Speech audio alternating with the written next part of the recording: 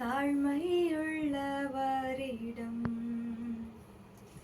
தங்கிடுதே கிருபை. தாழ்மையுள்ளவரிடம் தங்கிடுதே கிருபை. வாழ்நாளெல்லாம் அது போதுமே, சுகமுடன் தம்பலமுடன்.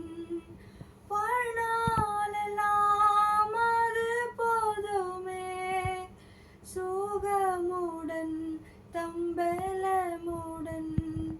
சேவை செய்ய கிருபை தாருமே, சேவை செய்ய கிருபை தாருமே. கர்த்தர் நம்மேல் வைத்த கிருபை பெரியது. நாம் நிற்பதும் நிர்மூலமாகாமல் இருப்பதும் கர்த்தருடைய கிருபை. நம்ம தினந்தோறும் பார்க்கும்போது சரி, ஒவ்வொரு நாளும் புது கிருபைகளை தந்து நம்ம நடத்துகிறார். நம்ம எல்லாவற்றையும் பாதுகாக்கிறதும் சரி, நம்மளுக்கு தேவைகளை சந்திக்கிறதும் சரி, எல்லாமே அவர் நம்மேல் வைத்த கிருபை தாங்க. அது எல்லாருக்குமே தெரியும் கிருபை. ஆனால் பைபிள்லேயும் சரி, நிஜ வாழ்க்கையிலையும் சரி, ஆண்டவர் ஒருத்தவங்களை எதிர்க்கிறார் அப்படின்னா பெருமை உள்ளவனுக்கு தேவன் எதிர்த்து நிற்கிறார். பெருமைனாலே கிட்டத்தட்ட வாழ்க்கையில ஒரு டேஞ்சரான ஒரு விஷயம் தான். ஏன்னா எப்போ எங்கே கீழே விழுவாங்கன்னு தெரியாது. எந்த நிலையிலிருந்து மேலே போயிருந்தாலும் சரி, அவங்களுடைய அசட்ஸ்னாலும் போயிருந்தாலும் சரி, அவங்களுடைய திறமையினாலும் முன்னேறினாலும் சரி, பெருமைன்றது ஒருத்தவங்க வாழ்க்கையில் இருந்துச்சு அப்படின்னா நிச்சயமாக அதுக்கு எப்போ கீழே விழுவாங்க, அது ஒரு டேஞ்சரான ஒரு விஷயம்தான்.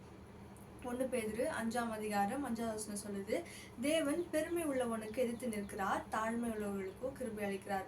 சார், பெருமை அப்படின்னும் பொழுது ஒரு விஷயம் நம்ம யோசிச்சு பார்க்கலாம். என்ன அப்படின்னா, யாரா இருந்தாலுமே ஒரு தாழ்மை, அதாவது ஒரு கீழே இருந்து தான் மேலே போயிருப்பாங்க, யாரா இருந்தாலுமே சரி.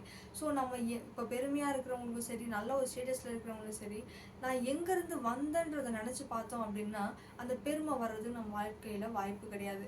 இயேசு கிறிஸ்து ஒரு ராஜாவாக தான் இந்த உலகத்தில் பிறந்தாரு.